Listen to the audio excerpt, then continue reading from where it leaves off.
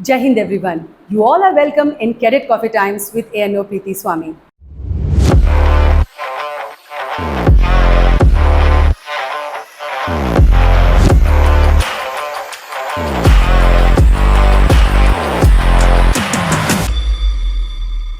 तो दोस्तों आज जो हमारा पॉडकास्ट है वो बहुत स्पेशल है क्योंकि वो जुड़ा है कम्युनिटी सर्विस के लिए। जी हाँ, आपने सही सुना, कम्युनिटी डेवलपमेंट और सोशल सर्विस। हम अक्सर जानते हैं कि कम्युनिटी डेवलपमेंट में हमें क्या क्या करना चाहिए या सोशल सर्विस में हमें क्या क्या करना चाहिए, लेकिन एक ऐसी ऑर्गेनाइजेशन है जो यूथ के साथ एसोसिएटेड है और जिसका मोटिव ही ये है कि यूथ के अंदर लीडरशिप क्वालिटी डालना, यूथ में कम्युनिटी डेवलपमेंट की वैल्यूज़ इनकलकेट करना, यूथ को सोशल सर्विस से एसोसिएट करना। जी हाँ, हम बात कर रहे हैं नेशनल सर्विस स्कीम की। आज अपने इस पॉडकास्ट में हम आपको वो सारी बातें बताएंगे जो एक स्टूडेंट को पता होने चाहिए, स्कूल के, कॉलेजेस के, कि किस लेवल में उनको किस समय एंट्री मिलती है और वो जो एरिया होता है उसमें वो क्या क्या काम करते हैं और ये जो स्पेशलिटी या स्किल वो डेवलप करते हैं एनएसएस के थ्रू, ये आगे उन्हें लाइफ में कैसे हेल्प करती है। इन सभी बातों को आज हमारे साथ शेयर करने के लिए जो हमारे रिसोर्स पर्सन आए हैं वो हैं state liaison officer NSS Chandigarh administration से doctor Nemi Chand sir. We welcome you sir. धन्यवाद सर। सबसे पहले तो आपका तहे दिल से धन्यवाद कि आपने समय निकाला और आज जो हम अपना बातें करेंगे एनएसएस से रिलेटेड, तो आपसे बेहतर हो ही नहीं सकता था सर कोई, जो चंडीगढ़ डायरेक्टरेट के होते हुए और बच्चों को मोटिवेट करने के लिए आप आए। So thank you so much sir. Sir, सबसे पहली बात, जो एक स्टूडेंट जब ज्वाइन करता है तो सबसे पहले वो हमसे या टीचर से ये उम्मीद रखता है कि एनएसएस होता क्या है, तो आप इस विषय में क्या कहना चाहेंगे? एनएसएस एक ऐसी विचारधारा के साथ स्थापित हुआ जिसमें मैं कहूँगा कि अगर हम एनएसएस की बात करते हैं तो जो गांधीयन फिलॉसफी है और विवेकानंद का दर्शन है उसको समाहित करके ये बनाया गया था कि इस समाज का और देश का निर्माण करने के लिए जो हमारी एनर्जी है, जो हम यूथ कहते हैं, वो आगे आए, जिससे कि हमारा देश विकसित बने और समाज के अंदर जो भी कमियां हैं उनको दूर किया जा सके। साथ ही साथ जो हमारा युवा है वो सामाजिक सेवा में अपने आप को उस सामाजिक सेवा के लिए समर्पित करके अपने व्यक्तित्व का भी निर्माण करे। इन लक्ष्यों को लेकर ये जो राष्ट्रीय सेवा योजना है उसकी शुरुआत 2 अक्टूबर 1969 को की गई थी। अच्छा जी, ओके। तो देखा हमारे स्टूडेंट्स, आपको ये तो क्लियर हो गया होगा कि इसका मोटिव क्या है। वो आप लोगों के लिए बेनिफिट देने के लिए, कि आपके अंदर वो वैल्यूज़ को डालने के लिए ये ऑर्गेनाइजेशन बनी थी। तो सर, अब हमारा अगला प्रश्न ये आता है कि ये स्कूल के कौन सी क्लास वाले स्टूडेंट इसके लिए अप्लाई कर सकते हैं? शुरुआती दौर के अंदर इसके अंदर कॉलेज शिक्षा को सम्मिलित किया गया था, पर बाद में +2 तक 11th और 12th के बच्चों को भी शामिल किया गया। तो अब वर्तमान समय में जो हमारा युवा मंत्रालय है, वो जो राष्ट्रीय सेवा योजना की स्कीम है उसके अंदर स्कूल स्तर के ऊपर 11वीं और 12वीं के छात्र इसके सदस्य बनते हैं और कॉलेज और विश्वविद्यालय के स्तर पे बनते हैं। ओके सर, अब ये बात आती है कि कुछ ना कुछ इसमें नंबर ऑफ वैकेंसीज होती होंगी कि सब बच्चों को हम ले सकते हैं?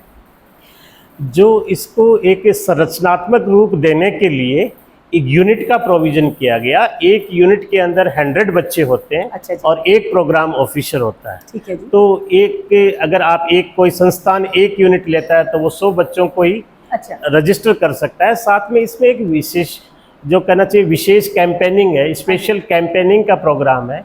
तो उसके अंदर स्पेशल कैंपेनिंग के अंदर जो आपकी यूनिट की स्ट्रेंथ है उसके 50%, अगर 100 की यूनिट है तो 50 बच्चे विशेष कैंप लगा सकते हैं जो एडॉप्टेड विलेज में जाके सामाजिक सेवा के लिए समर्पित करते हैं। ओके। तो सर, जैसे आपने बोला वो 100 यूनिट की बात करिए, 100 बच्चे होने चाहिए, एक यूनिट में 100 बच्चे होने चाहिए। तो वो जो 100 बच्चे होते हैं वो मतलब एक पर्टिकुलर क्लास से होते हैं कि 2 क्लासों से होते हैं, कैसे? जो 100 बच्चे हैं वो किसी भी क्लास से हो सकते हैं, इर्रेस्पेक्टिव ऑफ स्ट्रीम, चाहे साइंस हो, आर्ट्स हो, कुछ भी हो। 2 क्लासों से हो सकते हैं, +1 से भी हो सकते हैं, +2 से भी हो सकते हैं। ओके, तो दोनों मिलके हमें, लेकिन वो 100 बच्चे। ओके, तो अब बच्चों ने सर एनरोल तो कर लिया, तो क्या इनका जैसे अलग अलग स्कूल में, क्योंकि बच्चे तो बहुत सारे हैं, जो हमें लगता है कि एक अगर 11th की एक स्ट्रेंथ देखे 200 बच्चा या 250 बच्चा होता है, तो उसकी सिलेक्शन का भी कोई प्रोसेस होता है? ये जो संस्थान के स्तर के ऊपर है कि सबसे पहले तो ये वॉलेंटरी वर्क है। ठीक है तो जी। बच्चों को ये कहा जाता है कि जो वॉलेंटरीली सामाजिक सेवा के लिए और अपने व्यक्तित्व निर्माण के लिए अच्छा। आना चाहता है हाँ जी। तो वो उनको आता है। पर जब संख्या बढ़ जाती है हाँ जी। तो प्रोग्राम ऑफिसर और संस्थान के मुखिया पे निर्भर करता है कि वो उनका इंटरव्यू लेके या और कोई तरीके अपना के उनको पंजीकृत कर सकता है। ओके, तो देखो हमारे जितने भी बच्चे हैं अभी तक जो आपने सुना, तो ये आपके लिए कितनी अच्छी अपॉर्चुनिटी और इजीली नहीं मिलती है, क्योंकि हमारा नंबर ही 100 है। तो अगर आप 11वीं के हैं तो 50 ही सीट होगी, 12वीं में 50 है। तो सोचिए अगर आपको आना है तो जैसे ही आपके स्कूल या कॉलेजेस में अनाउंसमेंट होती है कि आपके लिए ये रजिस्ट्रेशन ओपन हो गए हैं, तो फर्स्ट कम फर्स्ट सर्व, जल्दी से जाइए और अपने आप को रजिस्टर कराइए, वरना कभी ऐसा ना हो कि वक्त निकल जाए और आप कहते रहें कि हमें ज्वाइन करना था। तो सर अब बात आती है कि वो बच्चे स्कूल में तो पढ़ रहे हैं या कॉलेज में तो पढ़ रहे हैं, तो ये जो टाइम इनको निकालना है ये किस समय निकालेंगे इन सर्विसेज के लिए? ये जो स्वैच्छिक सेवा है या वॉलंटरी सर्विस है, कोशिश तो यही की जानी चाहिए कि हमारी कक्षाएं ज़्यादा उसमें अस्त व्यस्त न हो, वो पढ़ाई भी साथ करें। ओके। पर कई ऐसे बार हैं हमें कक्षाएं भी छोड़नी पड़ती है। हाँ जी। पर कोशिश ये होनी चाहिए कि हम कक्षा के बाद ओके। या छुट्टियों के अंदर इन कामों को करें। अच्छा। और जो निर्धारित एक साल के अंदर 120 आवर्स मिनिमम है हाँ जी। उसको पूरा करने की कोशिश करें, और जो सामान्य तौर पे हो जाते हैं। हाँ जी। और साथ ही शिक्षा, जो कक्षा की शिक्षा है उसके साथ साथ अगर आप कम्युनिटी में जाके जैसे सेवा से सीखो, वो भी एक सीखने की एक प्रक्रिया है। हाँ। और नई शिक्षा नीति में तो इस कंपोनेंट को बहुत इंपॉर्टेंस दी गई है। हाँ जी। तो एनएसएस अब नई शिक्षा नीति का वो कंटेम्प्रेरी, मतलब कहना चाहिए कि कॉम्प्लीमेंट्री पार्ट बन गया है। बिल्कुल। और इससे क्या होता है कि जो किताबों से या कक्षा में हम सीखते हैं वो उसको व्यवहारिक ज्ञान, कक्षा के ज्ञान को व्यवहारिकता में उतारना इतना मुश्किल होता है। बिल्कुल। पर अगर आपने कोई काम किया है हाँ जी। और फिर आप अगर शिक्षा लेते हो और उससे सीखते हो तो वो ज़्यादा व्यवहारिक होता है, ज़्यादा उपयोगी होता है। बिल्कुल। तो इस मायने में जो एनएसएस है इनकी बहुत हेल्प करता है और ओके। समझने में, सीखने में बहुत हेल्प करता है। ओके, तो देखा अभी हमने जान लिया कि आपने एनरोल कर लिया और सर ने बेनिफिट भी बता दिया कि उससे एक्सपीरियंस आता है। सर अगली बात ये आती है कि चलो आपने कहा कि ये हमें एक्टिविटीज़ स्कूल आवर्स में, वैसे कोशिश अगर हो तो स्कूल के बाद, तो ये कहाँ पे करनी चाहिए? मतलब जो एडॉप्टेड विलेज होता है, वो नेक्स्ट क्वेश्चन हमारा उन लोगों के लिए भी होगा, शायद कुछ लोग स्टार्ट करना चाहते होंगे एनएसएस, तो उनके लिए वो उनको कौन सा विलेज अडॉप्ट करना है, वो कितने डायामीटर में होना चाहिए स्कूल के, वो बताइए आप जरा। जो एनएसएस की गतिविधि है, शुरुआत तो उसके अपने संस्थान से करनी चाहिए, चाहे स्वच्छता के हो गया या कोई वॉलंटरी वर्क हो गया या कोई इवेंट मैनेजमेंट हो गया, जैसे ब्लड डोनेशन हो गए, वो कैंप में भी ऑर्गेनाइज हो सकते हैं। बिल्कुल। उसके अलावा जो आपका संस्थान है उसके 3 किलोमीटर के दायरे के अंदर, अच्छा जी। अगर आपका एडॉप्टेड विलेज है, कई बार दूर भी हो सकता है, ओके।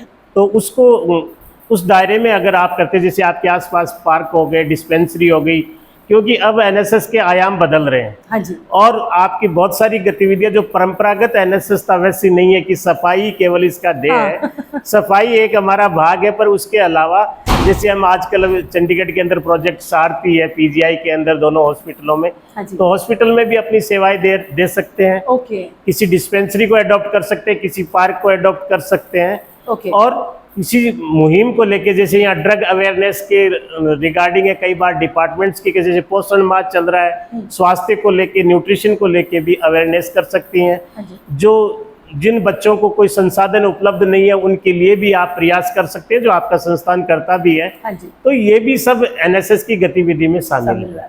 सर अब बात आती है कि जैसे पेरेंट्स हैं वो बहुत सारे सुन रहे होंगे, और हमने ये बताया कि स्कूल के आवर्स के बाद, तो उनका चिंता का विषय ये भी हो सकता है कि बच्चा किसके साथ वहाँ जाएगा। बच्चे को एडॉप्टेड विलेज में या किसी के भी साथ जाने, क्योंकि ये स्कूल के बच्चे हैं, कॉलेज के बच्चों के लिए तो ये कहने की जरूरत नहीं है। ओके।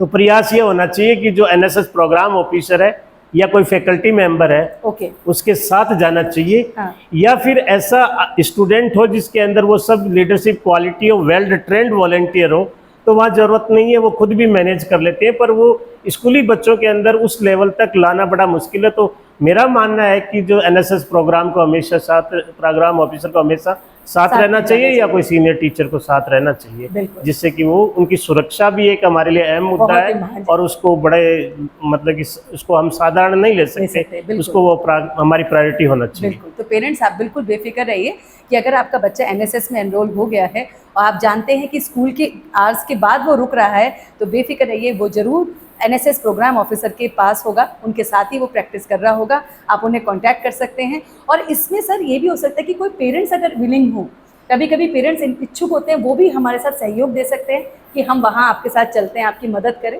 बिल्कुल, एनएसएस एक ऐसी स्कीम है जो पेरेंट्स को या एनजीओ को किसी को भी मना नहीं करता, हाँ जी, पर अगर वो अच्छे भाव से सेवा के लिए समर्पित है बिल्कुल, तो बिल्कुल। साथ रह सकते हैं। बिल्कुल बिल्कुल। इसमें तो जो भी हमारे पेरेंट जिज्ञासु हैं, जिनको लगता है कि हाँ, हम जैसे बहुत सारे होते हैं कि घर में काम खत्म हो जाता है, तो उनको अगर अच्छा लगता है कि हाँ, मैं महीने में या 2 घंटे दे सकता हूँ, तो आप प्लीज़ एनएसएस प्रोग्राम ऑफिसर को, स्कूल को कांटेक्ट करें, उन्हें बताएं कि आप उनके साथ शामिल होना चाहते हैं, तो आप स्कूल का सपोर्ट भी बनेंगे और बच्चे आपके साथ कंफर्टेबल भी होंगे।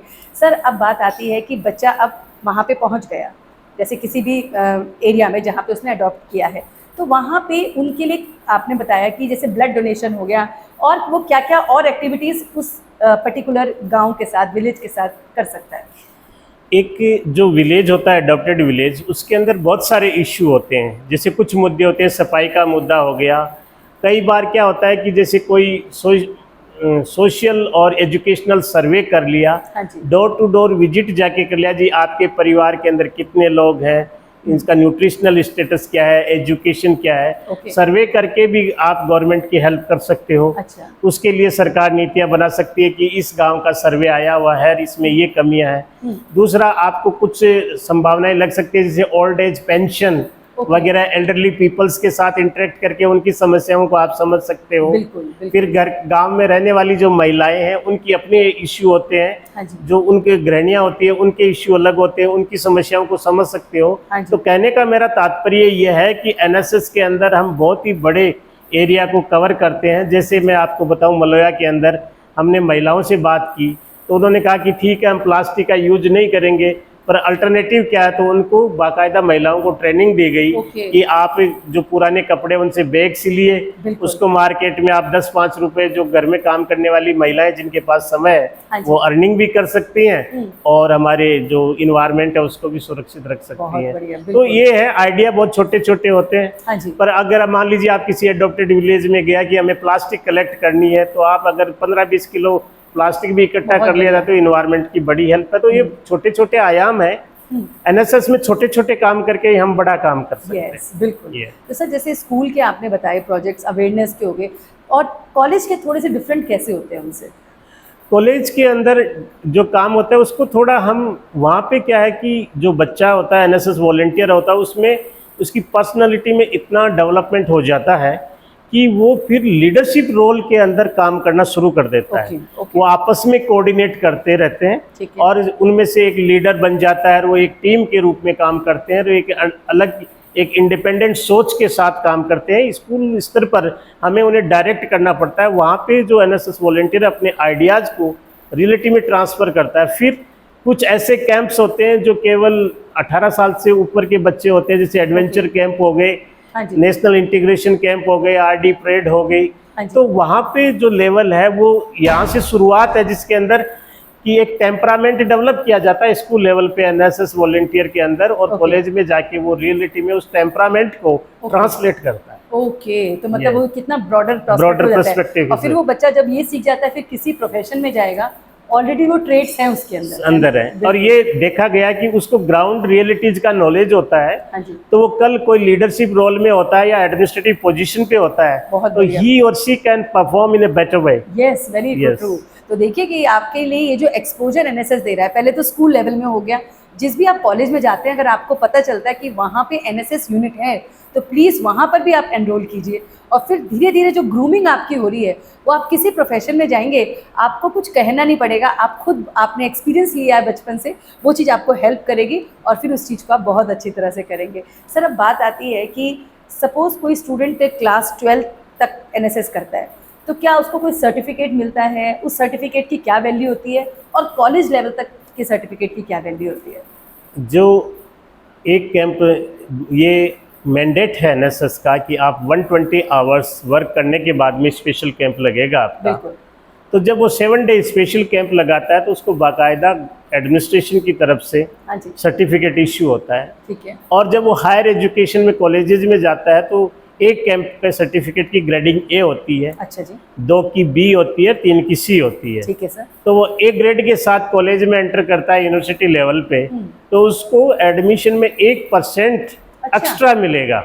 ओके। तो वो औरों से इस मामले में जब एडमिशन की मेरिट लिस्ट में होगा तो उसके आए हुए मार्क्स से 1% एक्स्ट्रा होगा। क्या बात है। हाँ। एक एस्पेक्ट तो ये, दूसरा एस्पेक्ट है कि जो जब बच्चे बाहर जाते हैं पढ़ने के लिए, फॉरेन विदेशों में, फॉरेन में जाते हैं, तो एक सोशल सर्विस एक बहुत बड़ा कंपोनेंट है। बिल्कुल। और पूरी दुनिया के अंदर इंडिया ही ऐसा देश है जो एनएसएस नाम की सोशल सर्विस स्कीम चलाता है। बिल्कुल सर। जब वहाँ की एम्बेसी के पास और यूनिवर्सिटियों के पास जब इंडिया का एनएसएस का सर्टिफिकेट होता है तो बच्चे से कोई ज्यादा क्वेरी नहीं करते। अच्छा। और अगर किसी एनजीओ से आप लेके गए हो तो उसे बहुत सारी बाधाओं से जूझना पड़ता है। तो ये क्रेडिबिलिटी है इसकी। बिल्कुल। और ये तो उसको 2 साल में उसने किया है ना, किया है। 3 साल में उसने किया, तो अपने अंदर है उसके, अंदर है, तो उसको कुछ रटना नहीं पड़ेगा कि किसने किया है, ऑलरेडी वो निकालेगा जो बोला है उसने, है ना सर। अब ये बात आती है कि स्टूडेंट, जैसे इसमें बहुत सारे हमारे प्रोग्राम्स होते हैं, तो अगर स्कूल लेवल पे ब्लड डोनेशन कैंप है तो 11th और 12th का बच्चा ब्लड तो दे नहीं सकता, तो वो किस तरह से उसमें इन्वॉल्व हो सकता है? देखो क्या होता है, ब्लड डोनेशन है ना, समाज सेवा का कहना चाहिए कि सबसे अच्छी सेवा है ये। हाँ जी। और स्कूल गोइंग जो बच्चे हैं वो ब्लड डोनेशन नहीं कर सकते। बिल्कुल। पर उनके पेरेंट्स, आसपास की कम्युनिटी और अच्छा। जो लोग हैं यहाँ पे, जो वॉलंटियर है वो मैनेजमेंट, इवेंट मैनेज करेगा। अच्छा। वो जितने भी अरेंजमेंट है वो कर सकता है, रजिस्ट्रेशन कर सकता है, सर्टिफिकेट बना सकता है। किसी भी हॉस्पिटल को हम साथ लेके चलते हैं, वो सर्टिफिकेट बना सकता है और रिफ्रेशमेंट का अरेंजमेंट कर सकता है, उनकी टेस्ट ट्यूब वगैरह उनको अरेंज करने में। तो एक उसके अंदर जब वो देखता है तो एक भावना, ये फीलिंग डेवलप होती है कि मेरी कब बारी आएगी कि मैं ऐसा नोबल कॉज सोसाइटी के लिए करूं। तो ये जो देखने से लोग जब आके ब्लड देते हैं तो ये जो वॉलंटियर खड़ा जो दे नहीं सकता, उसके अंदर ये फीलिंग आती है कि मेरी कब बारी आई, मैं कब 18 साल का होऊंगा और सोसाइटी के लिए कंट्रीब्यूट करूंगा। बहुत बढ़िया। हाँ। Action speak louder than words, है ना। तो इस तरह से हेल्प कर सकता है। तो और सर जब कॉलेज में होते हैं तो उनको वो तो दे सकते हैं, है ना। तो ये है, तो कितनी अच्छी बात बताइए कि हम ये सोचते हैं कि ब्लड डोनेशन कैंप स्कूल में कैसे हमें हेल्प करेगा, तो आपने अपने पेरेंट्स को मोटिवेट करना है, नियर बाय मेंबर्स को मोटिवेट करना है, टीचर्स को मोटिवेट करना है, ताकि आप अगर उनको मोटिवेट कर पाए तो आपने अपना पार्ट कर दिया है। सर ये हमने सुन लिया कि ब्लड डोनेशन होता है, ऐसे ट्री प्लांटेशन, अब तो एक पेड़ माँ के नाम जो स्कीम चल रही है, जो हमारा ये प्रोजेक्ट चल रहा है, उसमें एक वॉलंटियर को कितने ट्री अपने हिसाब से करने चाहिए, या इस मुहिम को आगे बढ़ाने के लिए उनका क्या मैसेज है?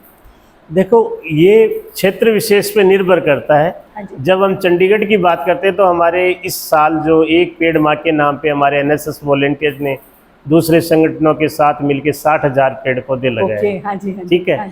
अब बात ये आती है कि पेड़ लगाना इतना महत्वपूर्ण नहीं है कि उस पेड़ को आगे तक मेंटेन करना, वेरी ट्रू, वो अब ज़्यादा महत्वपूर्ण है। निश्चित तौर पे एक वॉलंटियर को हो सके तो ज़्यादा 5 तो पेड़ पौधे लगाने चाहिए एक साल के अंदर, पर साथ ही साथ उन 5 पेड़ों को 4-5 साल वो मेंटेन करे, जिससे कि वो एक बड़ा पेड़ बन सके, वो ज़्यादा महत्वपूर्ण है।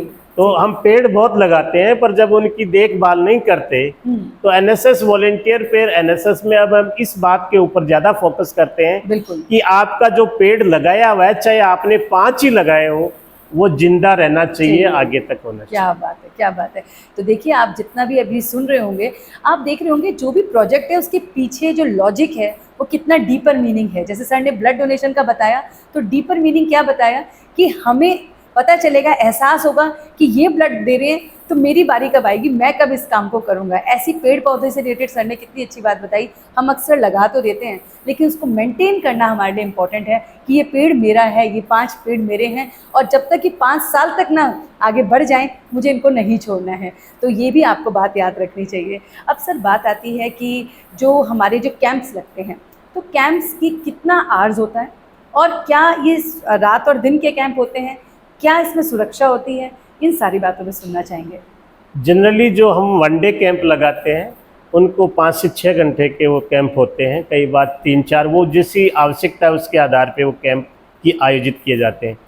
स्पेशल कैंप है वो डे एंड नाइट कैंप होता है, बिल्कुल जी। और वो मॉर्निंग से लेके रात तक ओके। उसके अंदर एक बड़ी एक्टिविटीज़ की सीक्वेंस होती है। हाँ जी। आप चाहे मॉर्निंग के अंदर फिजिकल एक्सरसाइज हो गई, हाँ जी।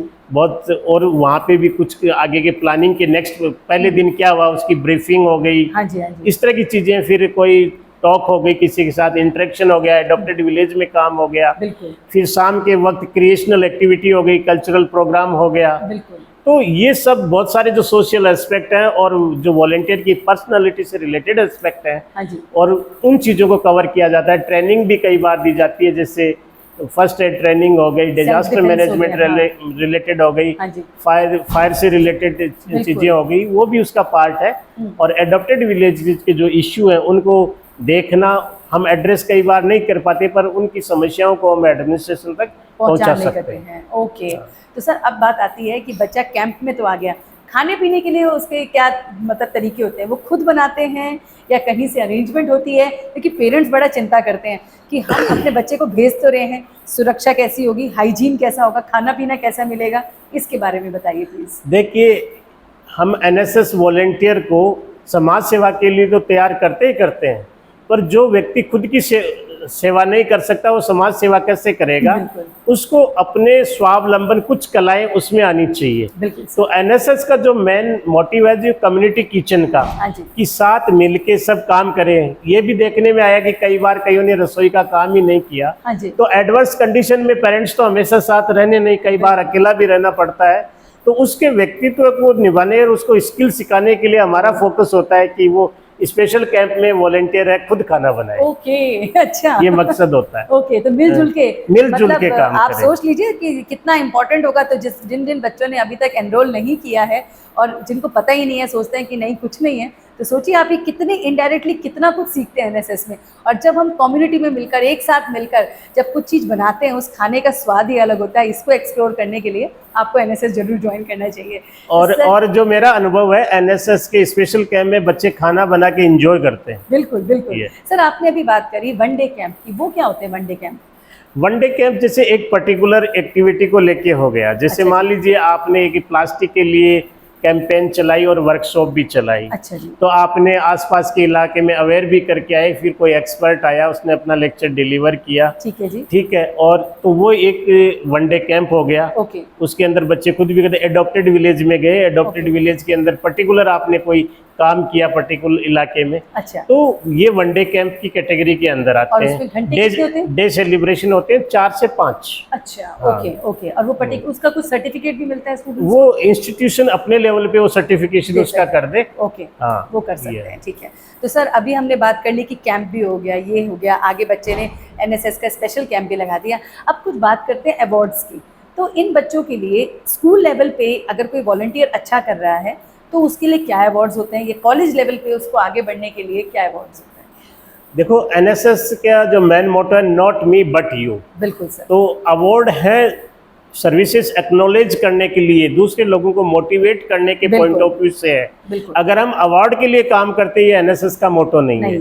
पर अगर हम किसी की सर्विसेज को एक्नॉलेज करके जनता के सामने रखते हैं तो दूसरे वॉलंटियर्स मोटिवेट होते हैं। बिल्कुल सर। तो इंस्टीट्यूशनल लेवल के ऊपर भी प्रिंसिपल और प्रोग्राम ऑफिसर जो एक्टिविटी और जो उसकी परफॉर्मेंस देके उसको अवार्ड दे सकते हैं, उसका सर्टिफिकेशन कर सकते हैं। ठीक है सर। फिर अगर उसका काम बहुत ही अच्छा है और उसको स्टेट लेवल पे एक्नॉलेजमेंट होना चाहिए, ओके। तो स्टेट लेवल के एनएसएस अवार्ड्स होते हैं। हाँ जी। प्रेजेंट टाइम में हमने स्कूल लेवल के लिए 3 लड़कियों के लिए और 3 लड़कों के लिए अवार्ड अच्छा। की प्रोविजन कर रखी है। क्या बात ऐसे प्रोग्राम ऑफिसर का है, ऐसे कॉलेज लेवल पे है। हाँ जी। टोटल 26 अवार्ड स्टेट लेवल के ऊपर है। ओके। तो उसको बच्चे को मोटिवेट करने के लिए हमने ये अवार्ड का प्रोविजन कर रखा है। ठीक है सर। फिर उसका काम और एक्स्ट्रा ऑर्डिनरी होता है तो हम नेशनल लेवल के ऊपर भी उसको बच्चों के बाकायदा उनकी फाइल जाती है। अच्छा। और वहाँ से अवार्ड होते हैं। चंडीगढ़ में जनरली एक आधे को अवार्ड मिल ही जाता है। क्या बात है।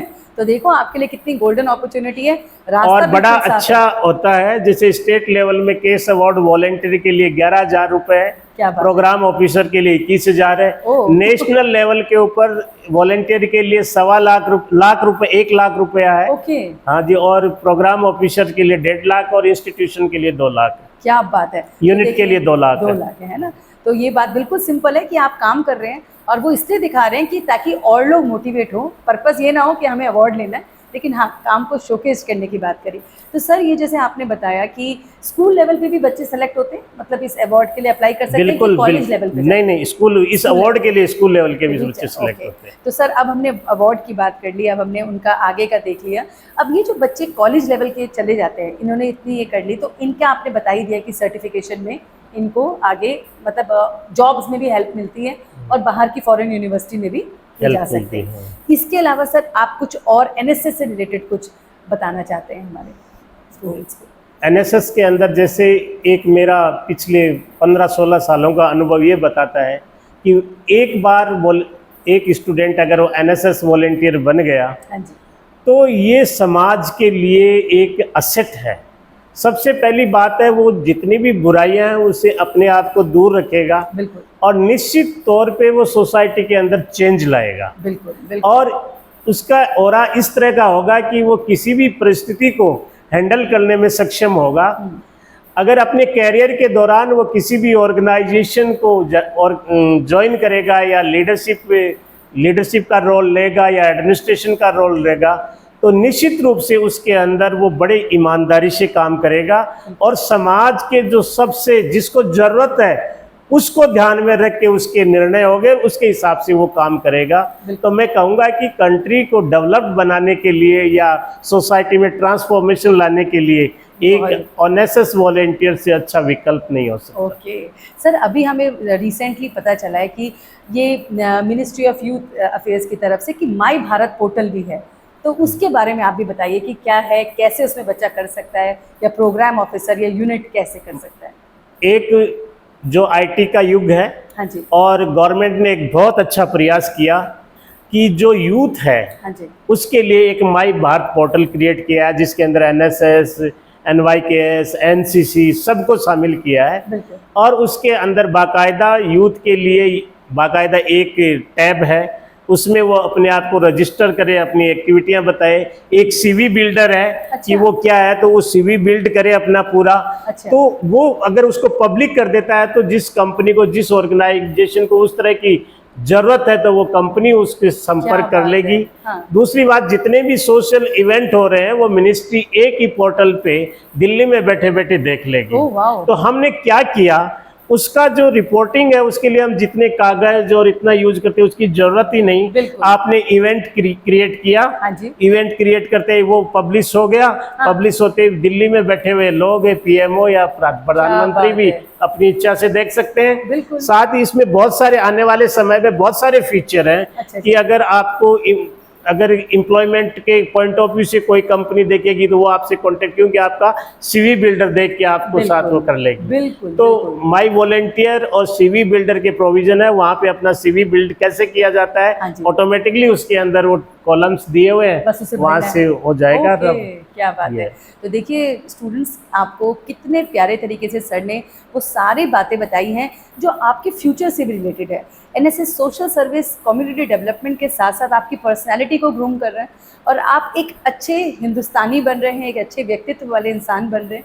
और आज के युग में जो हम रिज्यूमे और सीवी की बात पहले करते थे, पेपर जाता था और वो पेपर प्रेजेंट होता था, फिर शॉर्टलिस्ट होते थे कि हाँ इस कैंडिडेट को इंटरव्यू के लिए बुलाया जाए कि नहीं बुलाया जाए, और वो एक पर्टिकुलर स्टेट में आपको होता था। लेकिन अब आप सोचिए कितना बढ़िया माई भारत पोर्टल है, जहाँ पे आप अपनी जो भी गतिविधियाँ हैं, जो भी प्रोसेस है, आप उसको अपलोड कीजिए और तुरंत जिन जिन को भी वो चाहिए वो वहाँ से ही आपको बुलाएंगे। तो कितना अच्छा प्लेटफॉर्म है जहाँ पे आपको ईजिली एम्प्लॉयबिलिटी भी मिल रही है। तो आज के ज़माने में पेपर और पेन वाला रिज्यूमे नहीं चलता है, आजकल डिजिटल रिज्यूमे चलता है। तो ये भी एक प्लेटफॉर्म है, आप सीखते ही हैं कि हमें कैसे इसको प्रेजेंट करना है। तो ये सब कुछ आप कर सकते हैं और माई भारत पोर्टल को एक्सप्लोर कीजिए जैसे सर ने बताया, और आप easily ministry of defence, ministry of youth affairs, जो भी मिनिस्ट्री इनके साथ एसोसिएटेड है वो आपके साथ एसोसिएट ईजिली हो जाती हैं। आपको कुछ भी करने की ज़रूरत नहीं है, सिर्फ अपने काम को अपलोड करना है।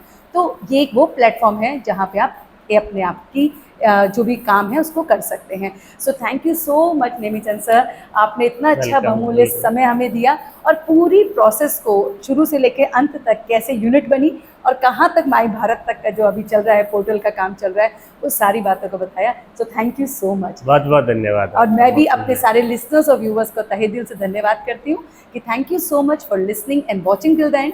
सी you next time in our next podcast. Till then, जय हिंद।